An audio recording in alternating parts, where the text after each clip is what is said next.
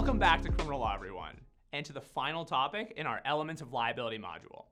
In today's recording, we're going to learn about a fifth element of liability, what's called the concurrence requirement.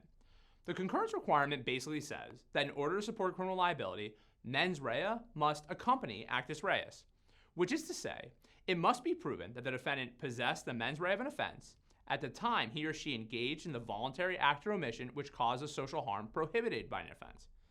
By contrast, where someone possesses the mens rea of an offense either before or after the commission of the voluntary conduct, well then the concurrence requirement would not be met, and so criminal liability would be barred. That's a general idea we're going to be exploring in this short recording. So concurrence is an interesting topic, but it's not a practically significant one. As you'll come to appreciate, cases raising concurrence issues are reasonably rare, given how likely it is for situations raising them to be prosecuted. However, the concurrence requirement plays an important role in educating students about the criminal law because it ties together all the other elements of liability in a useful, and I hope, intellectually satisfying way. So with that, let's dive in. Thus far in this module, we've discussed 4 elements of liability: the voluntary act, social harm, causation, and mens rea. The first 3 of these elements, that is the voluntary act, social harm, and causation, are what's often referred to as an offense's actus reus, which in Latin basically means the evil-doing hand. Actus reus is essentially the physical component of an offense. And in this sense, actus reus can be contrasted with mens rea, Latin for evil-doing mind, which you now know is the subjective aspect of a criminal offense. So, where the government can prove that someone charged with a crime committed its actus reus and mens rea, it's very likely that this person can be convicted. But it's not guaranteed, because there's a fifth and final element of liability that exists in criminal cases, and that is concurrence. Simply put, concurrence is the requirement that mens rea and actus reus be simultaneous or occur alongside one another. In practice, this means that the defendant must have possessed the mens rea of an offense at the time he or she engaged in the voluntary act or omission which causes social harm prohibited by an offense. By contrast, where someone possesses the mens rea of an offense either before or after the commission of the voluntary conduct, but not during its perpetration, well then the concurrence requirement would not be met, and so criminal liability would be barred. I want to illustrate what I'm talking about here through a series of hypothetical scenarios. For the first, I want you to imagine that Dahlia decides to kill Veronica on January 1st, plans the killing on January 2nd, and intends to carry out the killing on the evening of January 3rd. But on the morning of January 3rd, Dahlia wakes up with a terrible stomach bug, so she's forced to abandon her plans. While recuperating, Dahlia has a change of heart and decides that actually she loves Veronica. Rather than kill her, Dahlia thinks they should be best friends. So on January 4th, Dahlia invites Veronica on a hunting trip, during which she accidentally shoots Veronica, who steps in front of Dahlia's shot, resulting in Veronica's immediate death. Can Dahlia be convicted of purposely killing Veronica? No, she cannot, because there's a lack of concurrence. But to be clear, on these facts, there is mens rea. That is, Dahlia had the purpose to kill Veronica on January 1st, 2nd, and 3rd. And on these facts, there's also actus reus, because on January 4th, Dahlia engaged in a voluntary act, pulling the trigger of her hunting rifle, which arguably caused Veronica's death. However, Dahlia's mens rea, the purpose to kill, didn't exist at the moment of the voluntary act, which caused Victoria's death. And so therefore, mens rea and actus reus did not concur. And in the absence of concurrence, Dahlia can't be convicted of murder. Okay, so this illustrates a situation where concurrence is lacking because mens rea precedes actus reus. Now let's consider the converse, a situation where concurrence is lacking because actus reus precedes mens rea. For this illustration, I want you to imagine that now Dahlia and Veronica are best friends from the start who love to spend time with each other. They also love to hunt. So on January 4th, the two decide to go on a hunting expedition together. Unfortunately, during that expedition, tragedy strikes again when Dahlia accidentally shoots Veronica. But this time, Veronica doesn't die immediately. Instead, she's taken to the hospital and placed on life support. Dahlia is stricken with grief about her best friend until the following day, January 5th, when she learns that Veronica has actually been secretly sleeping with Dahlia's husband for years and lying about it. Ouch. Upon learning about this, Dahlia thinks to herself, I am so happy that I shot Veronica. I really hope she dies. Shortly thereafter, Veronica actually does die. Can Dahlia be convicted of purposely killing Veronica? The answer again is no, she can't, because there's a lack of concurrence. On these facts, there's once again mens rea.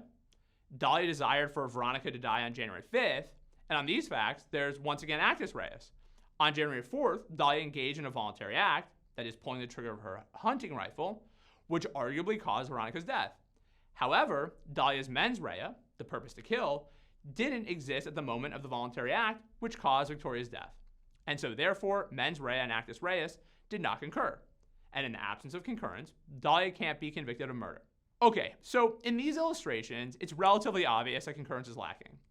Now I want to provide you with a closer call and a more realistic situation where concurrence is lacking because once again, actus reus precedes mens rea. For this illustration, I want you to imagine that David, on a very cold night, breaks into Victor's home to seek shelter and escape the cold. After unlawfully entering Victor's home, David warms up for an hour on Victor's couch. Then David gets curious and begins snooping around. In the process, he noticed that nobody's around and that there are a lot of valuable things that could be found. So what does David do?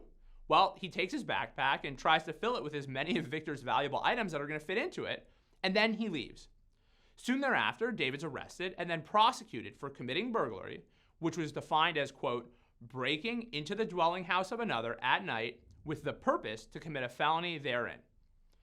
Can David be convicted of this crime? The answer is no, David can't, because once again, there's a lack of concurrence. But why? Well, David satisfied the actus reus of burglary at the moment he broke into Victor's home. And David also had the purpose to commit a felony inside Victor's home.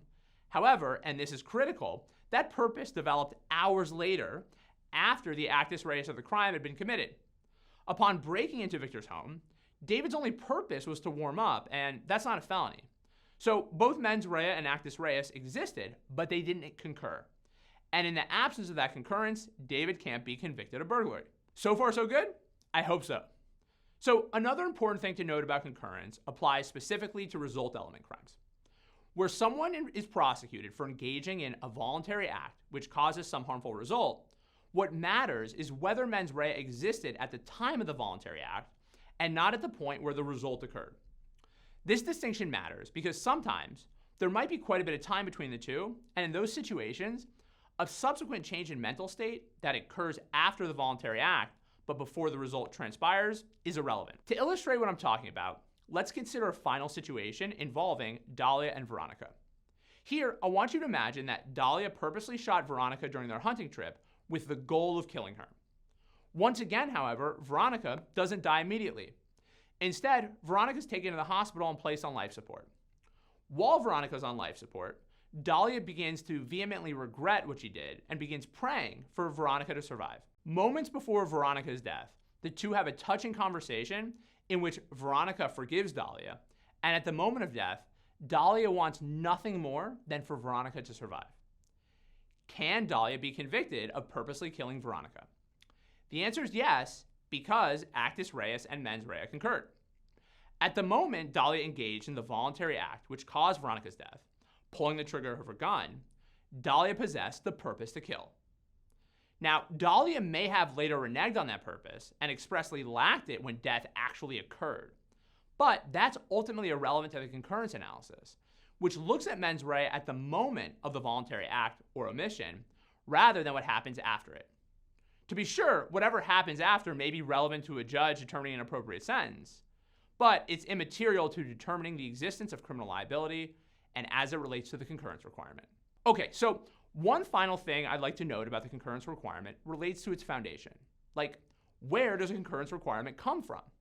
So, like all the elements we've studied, the concurrence requirement is a long-standing common law principle, which also applies in modern reform jurisdictions. Unlike these other elements of liability, however, there isn't a special common law or MPC approach to the principle, let alone an explicit codification of it. Instead, the concurrence requirement is understood to be implicit in the structure of how criminal offenses are drafted. Think about it like this. To purposely cause someone's death is to cause someone's death with purpose. And if that purpose only exists before or after you've engaged in the voluntary conduct which causes death, well then, you arguably haven't caused that person's death purposely.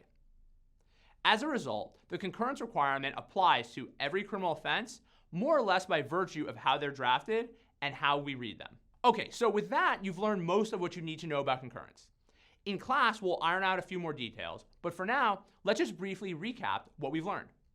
So the concurrence requirement is the fifth and final element of liability we'll be learning in this module. As a result, it has to be proven by the government beyond a reasonable doubt in criminal cases.